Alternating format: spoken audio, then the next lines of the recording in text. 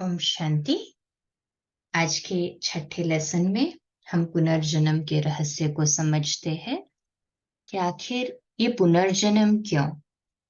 क्या मनुष्य को मनुष्य योनि में ही जन्म लेना पड़ता है? और ये क्या पुनर्जन्म का चक्र अविनाशी है? कर्मों का हिसाब किताब हम सभी को क्या भोगना ही पड़ता है? और विश्व नाटक के पात्रधारी हम कैसे हैं?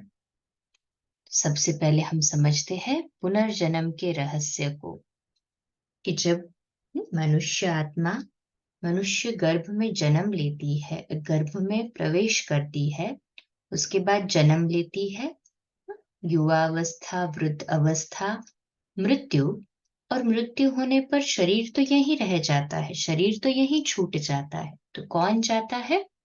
आत्मा। आत्मा पुनः गर्भ धारण करती है, पुनः जन्म लेती है, और ये पुनर्जन्म का चक्र, जन्म मरण का चक्र अनादि रूप से चलता ही रहता है। मनुष्य आत्माओं का पुनर्जन्म किसी भी लिंग में, राष्ट्रीयता, सामाजिक स्तर तथा योग्यताओं के रूप में हो सकता है। तो न कोई राष्ट्र का बॉन्डेज, न धर्म का, न लिंग का। जिस तरह से यदि हम एप्पल का बीज बोते हैं तो एप्पल का ही फल मिलता है ना, वैसे ही जैसा बीज होगा वैसा ही वृक्ष होगा। अर्थात मनुष्य आत्मा कोई दूसरी योनि में जन्म नहीं लेती है, परंतु मनुष्य आत्मा मनुष्य योनि में ही जन्म लेती है। इसलिए हम देखते हैं ना, कोई बच्चा जन्मते ही आंख नहीं होती है, कोई ऐसी असाध्य बीमारी या सिंड्रोम का शिकार होता है, तो हम भगवान को दोषी ठहरा देते थे, सोचते थे कि ये तो निष्पाप बच्चा है, इसने तो कोई दोष नहीं किया, तो इसको ये सजा क्यों? परंतु पूर्व जन्म के हिसाब किताब हम कैरी करके आते हैं, जिसका ही फल हमें यदि उस जन्म में हमने नहीं भोगा तो वो कैरी फॉरवर्ड होता है, जैसे बैलेंस शीट कैरी फॉरवर्ड होती है। तो मनुष्य आत्माएं केवल मनुष्य के रूप में ही जन्म लेती है, किंतु किसी दूसरी प्रजा में या दूसरी प्रजाति, या फिर यूं कहो कि दूसरे कोई योनि में जन्म नहीं लेती है। मनुष्य योनि में मनुष्य आत्मा के रूप में ही जन्म लेगी। वैसे भी देखिए, अगर कोई हिंसात्मक कार्य करता और सिंह के रूप में उसे जन्म मिलता तो वो तो उसके लिए सजा होती ही नहीं ना, उसका जो संस्कार है वो तो और कड़ा हो जाता। तो हम मनुष्य आत्माएं मनुष्य प्रजाति में ही जन्म लेती है, और इसका वैज्ञानिक प्रमाण भी है। जब किसी को पास्ट लाइफ रिग्रेशन में हिप्नोटिज्म के थ्रू लेके जाया जाता है तो यही पता चलता है ना कि वो कहाँ जन्मा था, कि किस घर में था, उसके माता पिता कौन थे। तो कहने का भावार्थ वो मनुष्य प्रजाति में ही था। और भी हम साइंटिफिक रूप में देखें तो कई बच्चे ऐसे जन्मते ही विलक्षण बच्चे होते हैं कि हमें लगता है कि इसे तो कुछ सिखाया नहीं है, कहाँ से ये संस्कार लेकर आया, कहाँ से उसमें ये इतनी नॉलेज या अंडरस्टैंडिंग। जैसे एनियन सेलेस जनरल गिफ्ट थी उसको, फिजिक्स की, केमिस्ट्री की, सेल बायोलॉजी की।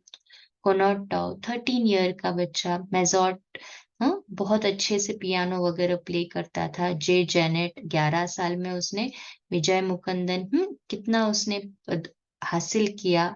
माला ओल्मस्टैंड 4 साल की बच्ची।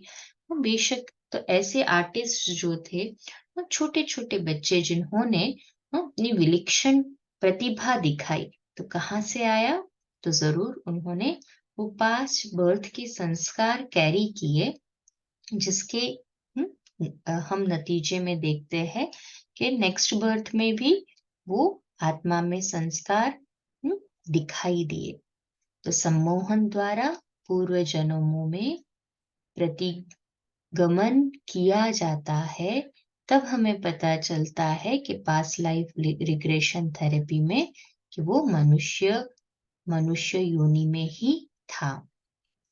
तो ये सम्मोहन की चीजें तो हम उसमें जाने की जरूरत नहीं है, क्योंकि कई बार हम देखते हैं कि पूर्व जन्मों की स्मृतियां भी नेक्स्ट बर्थ भी ले लेते हैं तो भी उन्हें पूर्व जन्म की स्मृति होती है कि हम यहाँ पे जन्मे थे, हमारे साथ ऐसा ऐसा हुआ था।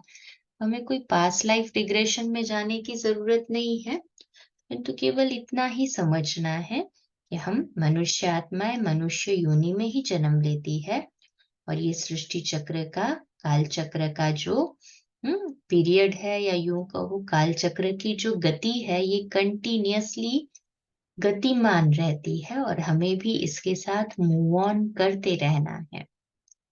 परमात्मा भी कहते हैं कि ये अंतिम समय चल रहा है सृष्टि चक्र का, जब पुनः नया चक्र स्टार्ट होने जा रहा है, अर्थात कि एंडिंग और स्टार्टिंग के जंक्शन पर है हम, जिसे ही कहा जाता है पुरुषोत्तम संगम युग पर है हम। तो हम कल का नेक्स्ट लेसन और क्लियर से इसके और डीपर लेवल पर जाएंगे और नेक्स्ट चैप्टर को स्टडी करेंगे। अच्छा, ओम शांति।